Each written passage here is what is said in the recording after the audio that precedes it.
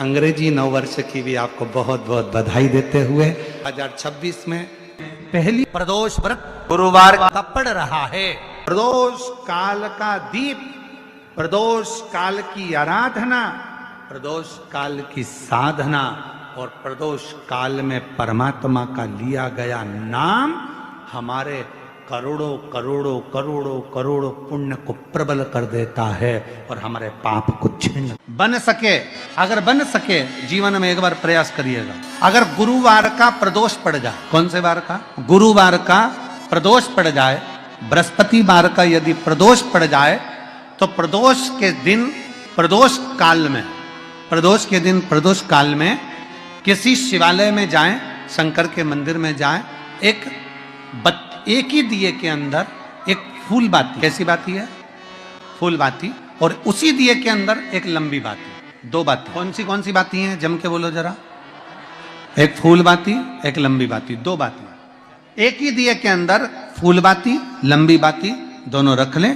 थोड़ा सा घृत की बातियां, तेल की बाती नहीं, घी की बाती रखें और दोनों बातियां उसमें रखकर 3 बेलपत्र भगवान शंकर के मंदिर में लेकर जाएं।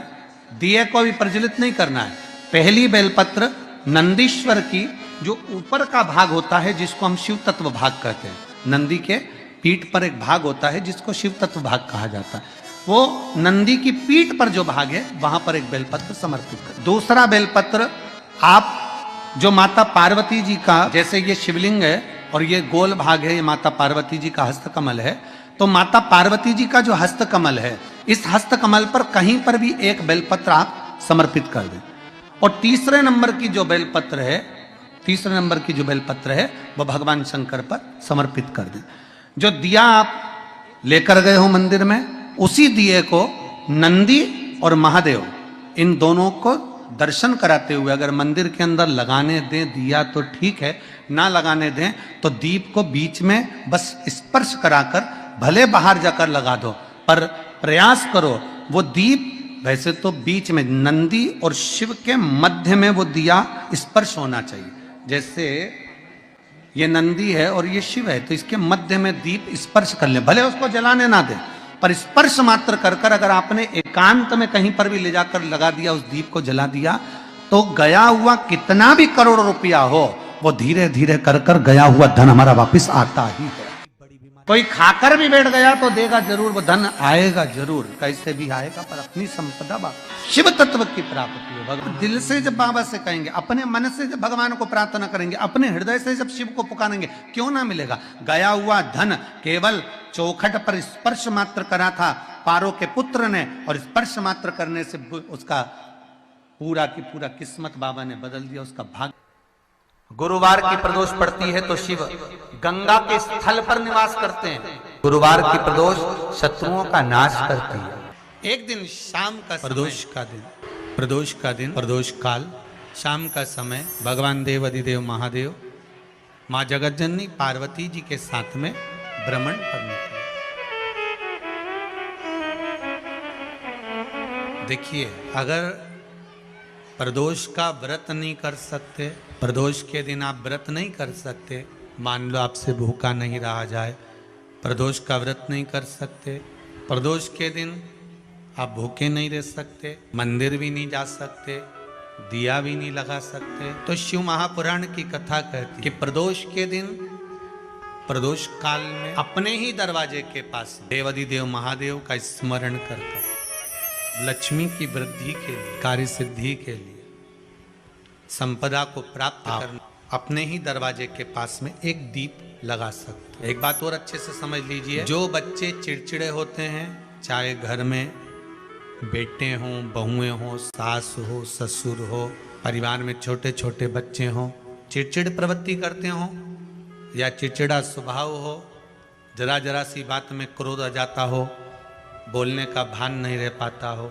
शब्दों के बाण चल, तो महाराज प्रदोष के दिन, प्रदोष काल में बेलपत्री के पेड़ के नीचे जो पत्ता आपके पास में हो, पान का मिल जाए तो पान का, पीपल का मिल जाए तो पीपल का, बेलपत्र का मिल जाए तो बेलपत्र का, उस पत्ते पर मात्र थोड़ा सा शहद और 7 दाने चावल के रखकर घी का दिया लगा दो महाराज, और थोड़ा सा जल हाथ की अंजलि में लेकर भगवान देवाधिदेव महादेव का स्मरण कर कर कि इस बेलपत्री के वृक्ष के नीचे माता लक्ष्मी, पार्वती, सरस्वती विराजमान है। इसी बेलपत्री के पेड़ के नीचे मेरे देवाधिदेव महादेव का 12 ज्योतिर्लिंग का स्वरूप प्रकट है। उनका स्मरण कर कर जल चढ़ा दीजिए और उसका स्मरण कर लो जो चिड़चिड़ प्रवृत्ति करता हो, क्रोध करता हो, जिसको बोलने का भान नहीं होता हो, सम्मान नहीं देता हो, अपशब्द कहते हो, उनका स्मरण कर कर आप छोड़ेंगे। एकदम एक प्रदोष करेंगे, दूसरे प्रदोष तक तो आपको कोई दिक्कत ही नहीं। 2-3 प्रदोष कर कर देखिए, बाबा कृपा। बच्चों को पढ़ने का कह रहे हो, पढ़ने बैठो, पढ़ने बैठो, पढ़ने बैठो, पढ़ने बैठो, तो एक आध प्रयास बच्चों के लिए भी कर लिया करो कि भाई ठीक है, बच्चे लोग विद्या में प्रबल हो। शिव उपासना का जो फल है वो 1000। पहले भी कथा में आज फिर कहते हैं, शिव मंदिर में जल बाद में चढ़ाना, शंकर के मंदिर में जाकर पंचामृत स्नान बाद में कराना, शंकर जी के मंदिर में जाकर पूजन बाद में करना, पहले थाली एक और रखकर शिव मंदिर में झाड़ू, पोछा या जो बेलपत्री, निर्माल्य जो भी रखा हो, उतरा हुआ सामान, उसको भरकर कहीं एक और जहां मंदिर वाले रखते हो वहां ले जाकर रख दो। झाड़ू पोछा एक बार जरूर। पूजन करने से पहले सबसे पहले सफाई का ध्यान रखो और एक विश्वास रखना, आप मंदिर की सफाई नहीं कर रहे हो। फिर निवेदन करूंगा, आप मंदिर की झाड़ू नहीं लगा रहे हो, आप मंदिर की सफाई नहीं कर रहे हो, आप मंदिर में पोछा नहीं लगा रहे। जितना हाथ आप मंदिर में फेर रहे हो सफाई के लिए, उतना आपके जीवन में जितना दुख है, जितनी तकलीफ है, जितना कष्ट है, जितनी बीमारी है, उस पर हाथ फेर रहे हो। मंदिर में नहीं फेर रहे हो। नहीं तो सारी दुनिया में जितने मंदिर हैं, सारे मंदिरों में ट्रस्टियों ने कुछ ना कुछ लगा के रखा है। स्वीपर आता है, साफ करके जाता है, ये आएगा सफाई कर कर जाएगा। पंडित जी होंगे तो बुआरी लगा देंगे, पंडित जी होंगे सफाई कर देंगे। उन्होंने तो पंडित जी को बोल के रखा है कि साफ कर दो, पंडित जी करते भी हैं, पर पहला फर्ज आपका है कि आप मंदिर में आए हो तो पहले आप सफाई करो। क्यों? क्योंकि हम उसका द्वार साफ रखें।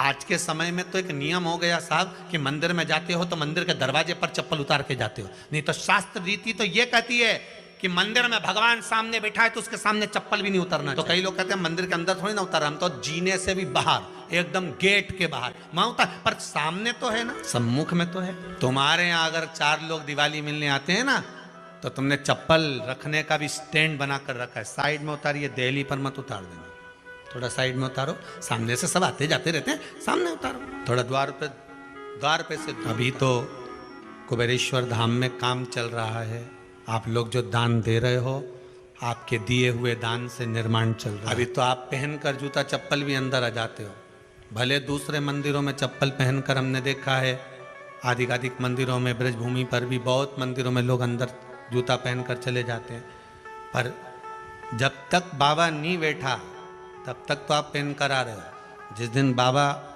कुबेरेश्वर धाम में आकर बैठ गया, उसके बाद वो दोनों गेट पर चप्पल बाहर ही रहे। आओ आप कंकर से शंकर जब शरीर से लगेगा तब सुख भोगोगे, आनंद भोगोगे, सुख की प्राप्ति। अपने द्वार पर भी कितना सुंदर लिखा है भविष्य पुराण के अंतर्गत और विष्णु पुराण में, भृगु बाबा का चरण का चिन्ह भगवान विष्णु की छाती, भगवान विष्णु की छाती पर भृगु बाबा के चरण का चिन्ह।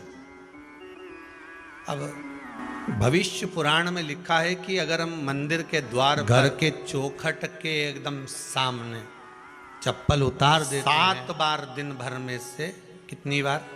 7 बार विष्णु पुराण कहती है ऐसा कोई दिन नहीं होता जिस दिन दरवाजे पर 7 बार लक्ष्मी आकर खड़ी नहीं होती हो। कल एक कथा कही थी आपको कि प्रत्येक मनुष्य के भाग्य में सुख लिखा है केवल मंथन। भविष्य पुराण कहती है 7 बार लक्ष्मी प्रत्येक मनुष्य के दरवाजे पर जाकर खड़ी होती है, पर द्वार पर चप्पल पड़ी होने के कारणवश वो लौट कर चली जाती है। बहुत ध्यान दीजिएगा महाराज, थोड़ा सा आपको बुरा लगेगा, लग जाए, पर शिव पुराण है, जीवन संवार देगी तो अच्छी बात, जीवन संवार दे तो अच्छी बात है। मंदिर के द्वार पर हम जब चप्पल छोड़ते हैं, जिस मंदिर की चौखट पर चप्पल छोड़ी है, आप जितनी देर आराधना में लगे रहते हैं उतनी देर तक आपकी चप्पल पर जितने लोग लांग कर जाते हैं, जितने लोग लांग कर प्रवेश करते हैं, उसका भी दुख आपके भाग्य में आता चले जाता है। ध्यान दीजिएगा जरा। चप्पल का भविष्य पुराण में पढ़िएगा कवि की पादुका का महत्व क्या है, पादुका किस ओर उतारना चाहिए, पादुका को कहाँ रखना चाहिए, किस जगह पर बुआरी झाड़ू को रखना चाहिए, किस जगह पर चलनी को रखना चाहिए, सुई उस सुई को जिस हाल में सब बैठते हैं उस हाल में क्यों रखा जाता है? सुई तो इतनी सी है, पर जिस हाल में सब बैठते हैं उस हाल में ना तो झाड़ू रखते हैं, उस हाल में ना चलनी रखते हैं। भैया क्यों नहीं रखते? कारण क्या है कि जिस हाल में सब बैठकर बात करें, आवक जावक की बात हो, व्यापार की बात हो, लक्ष्मी की बात हो, प्रेम स्नेह की बात हो, आपस में बैठकर सब चर्चा कर रहे हो, अगर वहां छलनी होगी, झाड़ू होगी तो बैठे बैठे बात करने में विवाद चालू हो जाएगा। 15-20 मिनट तुमने बहुत प्रेम की बात करी, अच्छे से बात करी, पति पत्नी बहुत प्रेम की बात कर रहे थे, मालूम पड़े बात करते करते से कब झगड़ा उत्पन्न हो जाए तो समझ में नहीं आया। हमारी बहू को क्या हो जाता है, बैठे बैठे बात करते करते झगड़ा कर देती है, जरा सी बात में झगड़ा चालू हो जाता है। कारण क्या है? जिस हाल में तुम बैठ रहे हो, जिस कमरे में तुम बैठ रहे हो, जिस हाल के अंदर सब बैठकर चर्चा करते, बात करते, चित्त करते, आपस में बैठकर सब लोग एक दूसरे के बातचीत करने बैठे हैं, आय व्यय देखने बैठे हैं, दुकान व्यापार की बात करने बैठे हैं, उस जगह पर भी झगड़े का क्रम कहां से आ गया? एक ना एक का मुंह क्यों फूल गया? कारण क्या था? कोई बात टेंशन क्यों आ रहा है? मतलब उस हाल में या तो चलनी रखी है या झाड़ू रखी है, भले तुमने सोफे के नीचे फंसा दियो, भले तुमने पीछे फंसा दियो, पर पड़ी जरूर है, रखी जरूर है, कहीं ना कहीं पड़ी होगी। क्यों कहते हैं कि जिस हाल में आप बैठ रहे हो, जहां पर आप संपदा की बात कर रहे हो, दौलत की बात कर रहे हो, व्यापार की बात कर रहे हो, व्यवसाय की बात कर रहे हो, उस हाल में अगर कहीं कैलेंडर टंगा हो, कोई सामान ऐसा रखा हो, कोई पर्दा ऐसा लगा हो, कोई चीज ऐसी लगी हो, तो उसमें एक सुई उसमें रख दीजिए। क्यों कहते हैं?